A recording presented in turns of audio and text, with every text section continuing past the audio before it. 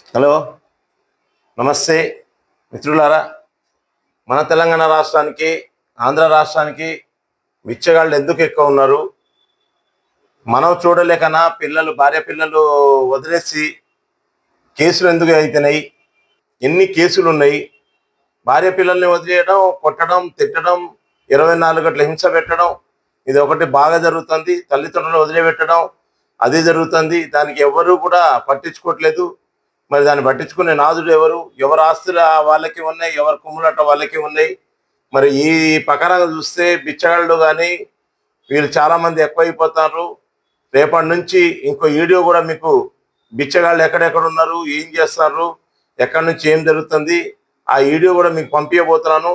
ఈ తల్లిదండ్రులు ఎందుకు వదిలేస్తారు తల్లిదండ్రులకు, తర్వాత భార్యాభర్తలు ఎందుకు ఈడిపోతారు, ఆ వీడియోలు కూడా మీకు వస్తాయి త్వరలో. వాటికి వీటికి అన్ని కలిపి పంపిస్తాను.